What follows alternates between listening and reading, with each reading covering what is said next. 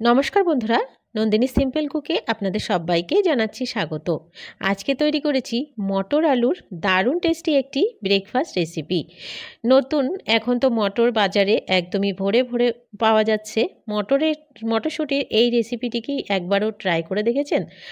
একবার হলেও ট্রাই করে দেখতে পারেন বন্ধুরা, আশা করছি ভীষণ ভালো লাগবে। আর বাড়ির সবাইকে যদি একবার বানিয়ে দেন, বাড়ির সবাই কিন্তু আপনার প্রশংসা করতে একদমই বোর হবে না। তাহলে আর দেরি না করে চলুন রেসিপিটি দেখে নেওয়া যাক।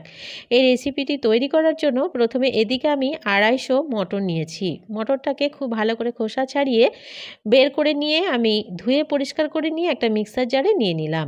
মটরটাকে আমি দেখুন পেস্ট করে নিয়েছি, তবে পেস্টটা কিন্তু একদমই মিহি হবে না, আধা ভাঙা হবে, দু একটা কিন্তু গোটাও রয়েছে। এবারে এদিকে একটা ফ্রাইং প্যান বসিয়ে দিলাম। ফ্রাইং প্যানে দিয়ে দিলাম 1 চামচ সাদা তেল। তেলটা একটু গরম হয়ে যাওয়া পর্যন্ত অপেক্ষা করব। তেলটা গরম হয়ে গেলে এখানে দিয়ে দিচ্ছি 1 পিঞ্চ মতো হিং। খুব বেশি নয়, 1 চুটকি মতো দিলেই হবে। এবারে দিয়ে দিচ্ছি 1/2 চামচ গোটা জিরে। এবারে দিয়ে দেবো, এই দুটো জিনিস একটু ভাজা হয়ে গেলে দিয়ে দেবো 1 চামচ গ্রেট করে রাখা আদা। এবারে এই তিনটে জিনিসকেই একটু নাড়াচাড়া দিয়ে ভেজে নিচ্ছি। একটু ভেজে নেওয়ার পরে এখানে দিয়ে দিচ্ছি একটা বড় সাইজের পেঁয়াজ, আমি ছোট ছোট করে কেটে রেখেছিলাম। পেঁয়াজটা দিয়ে দিলাম। পেঁয়াজটাকেও হালকা একটু ভেজে নেব। পেঁয়াজটা একটু হালকা ভাজা হয়ে গেলে যে মটরশুঁটিটা আমরা পেস্ট করে রেখেছিলাম সেটা এখানে দিয়ে দিচ্ছি। দিয়ে এবারে মটরশুঁটিটাকে কিন্তু খুব ভালো করে ভেজে নিতে হবে। মটরশুঁটি যদিও খুব তাড়াতাড়ি ভাজা হয়ে যায়, তবুও কিছুক্ষণ সময় নিয়ে একটু মটরশুঁটিটাকে ভেজে নিচ্ছি। দিয়ে দিচ্ছি 1 চামচ কাঁচা পাকা লঙ্কা। এখানে ঝালটা আপনারা আপনাদের স্বাদ অনুযায়ী দেবেন। দিয়ে দিচ্ছি পরিমাণ মতো লবণ।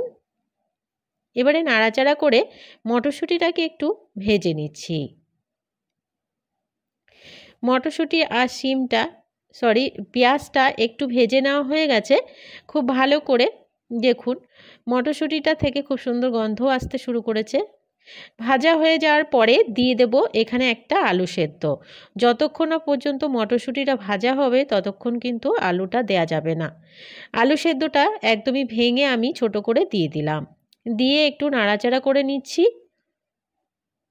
একটু মিশিয়ে নেওয়ার পরে এখানে দিয়ে দিচ্ছি 1/2 চামচ গরম মশলা আর দিয়ে দেব বেশ খানিকটা ধনেপাতা কুচোনো। এবারে মিশিয়েই গ্যাসের ফ্লেমটাকে বন্ধ করে দেব। এটা কিন্তু একদমই রেডি হয়ে গেছে, আর কিছু করার প্রয়োজন নেই, শুধুমাত্র একটু মিক্স করে নিচ্ছি।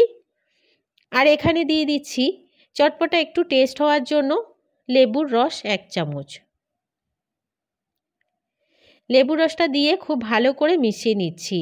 এখানে কিন্তু আপনারা চাট মশলাও দিতে পারেন, তবে লেবুর রসটা দিলে বেশি টেস্ট আসবে। পুরটা আমাদের রেডি হয়ে গেছে। এবারে এখানে একটা বোলে নিয়ে নিচ্ছি 200 গ্রাম সুজি। দিয়ে দিচ্ছি এখানে 100 গ্রাম দই।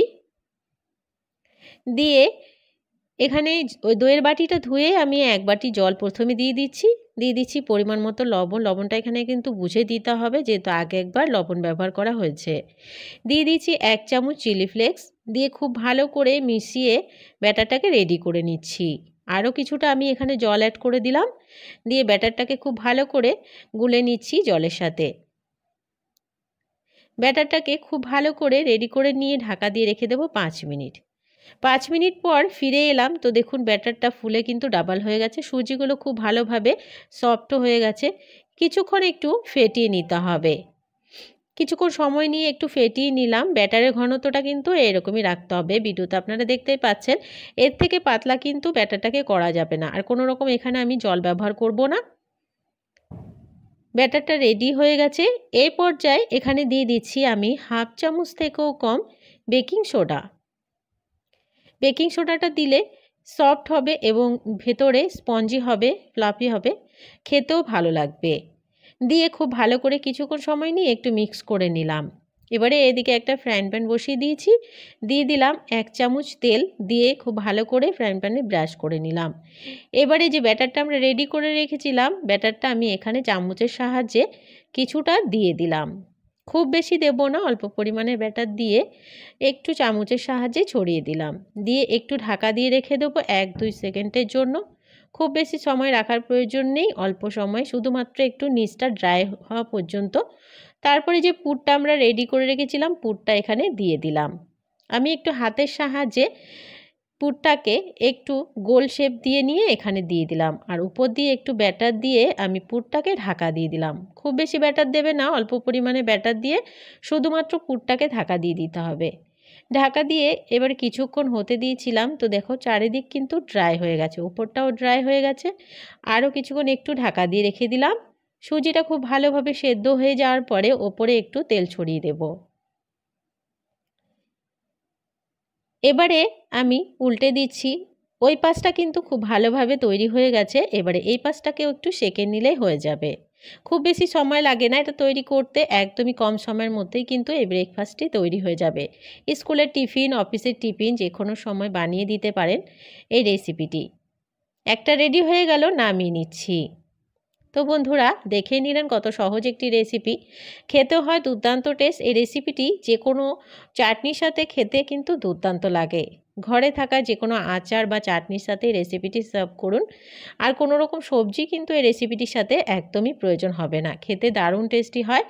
এই রেসিপিটি যদি ভালো লাগে বন্ধুরা, একটা লাইক করার অনুরোধ রইল, অনেক অনেক শেয়ার করে দেওয়ার অনুরোধ রইল। নতুন বন্ধু আমার চ্যানেলে যদি নতুন এসে থাকেন, আমার চ্যানেলটিকে সাবস্ক্রাইব করে পাশে থাকা বেল আইকনটাকে প্রেস করে অল বাটনে ক্লিক করতে ভুলবেন না, এই ধরনের রান্নার নোটিফিকেশনগুলো সবার আগে আপনাদের কাছে পৌঁছে যাওয়ার জন্য। আর আজকের রেসিপিটি কেমন লাগলো কমেন্টস বক্সে জানাতে কিন্তু ভুলবেন না। আজকের মতন তাহলে টাটা, চলে আসবো অন্য কোনো দিন অন্য রেসিপির সাথে।